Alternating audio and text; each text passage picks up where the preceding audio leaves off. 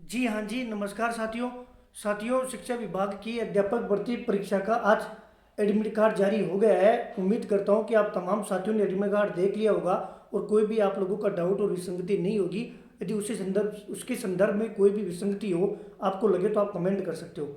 उसके अलावा तमाम अन्य विभाग के साथी जो ये इंतजार कर रहे थे कि भैया हमारे ना तो कोई भर्ती है, हम क्या करें, उन तमाम साथियों को मैं बता दूं कि 1 लाख भर्तियों की घोषणा हुई है। विश्वास करना सीखिए और यही हाथ में है, यही सच है, अच्छा कार्य है। तो हम धन्यवाद दे रहे हैं, इसलिए धन्यवाद दे रहे हैं कि साथियों 1 लाख पदों पर भर्तियां हुई है। और ना मैं बीजेपी की बात करूं, सेंटर में कोई भी भर्ती की घोषणा नहीं हुई है। मैं आज डिबेट में बैठा हुआ था तो बीजेपी वाले बोल रहे थे कि सरकारी नौकरी क्यों करना, उद्योग खोलो, दूसरे को नौकरी दो। वो सब फालतू की बातें होती है। हम गाँव वालों के लिए नौकरी जरूरी है। हम ग्रामीण परिवेश से आते हैं, हम मध्यम वर्ग से या उससे भी नीचे वर्ग से हमारा संबंध है, हमें नौकरी चाहिए। और आप लोगों को बता दूं कि सीएस एक्शन में है और आज ही सीएस ने घोषणा की है कि 21 फरवरी को इसको लेकर मीटिंग होगी कि 2023-24 में कितने किस विभाग में कितने पद रिक्त है। मतलब विभाग वाइज परीक्षा कैलेंडर भी जारी होगा।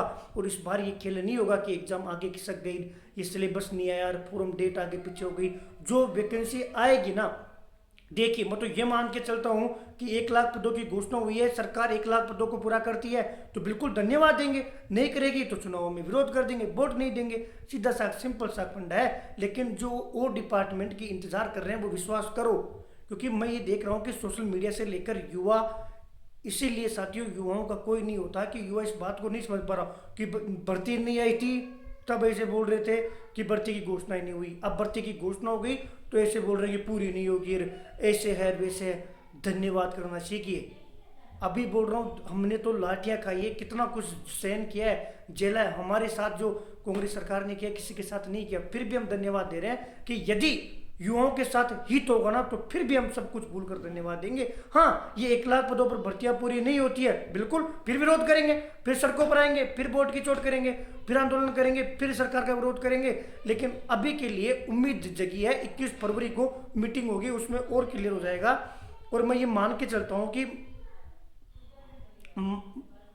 कि आधे मार्च के आसपास, 15-20 मार्च के आसपास आप लोगों का सारे दिमागी सवालों का जवाब सरकार दे देगी। और तमाम डिपार्टमेंट में कौन कौन सी भर्ती होगी और कौन कौन सी भर्ती की एग्जाम होगी, कैलेंडर सहित आप लोगों के सामने होगा।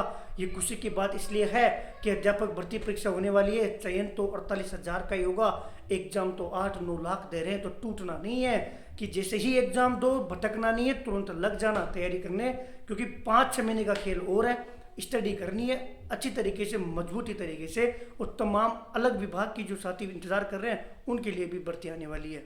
इसके अलावा मैं आपको बता दूं, आरपीएससी में माध्यमिक शिक्षा विभाग में रिकॉर्ड डीपीसी होने वाली है, लगभग 10,096 पदों पर, जो कि आज तक की होने वाली सबसे बड़ी डीपीसी होगी।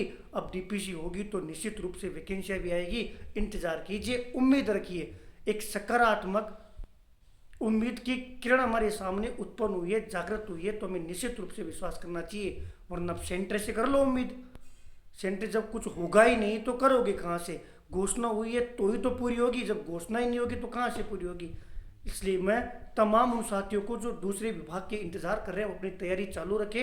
ये मान के चलिए 7-8 महीने सरकार के पास है, तो सरकार निश्चित रूप से कुछ ना कुछ करेगी। और 6-7 महीने आप लोगों के पास है, इसलिए अपनी तैयारी मजबूती के साथ रखिए। यही सच है। मैं आज फिर बोल रहा हूँ, मुझे तो उम्मीद है कि 1 लाख भर्तियों पर घोषणा हुई है तो कुछ ना कुछ होगा।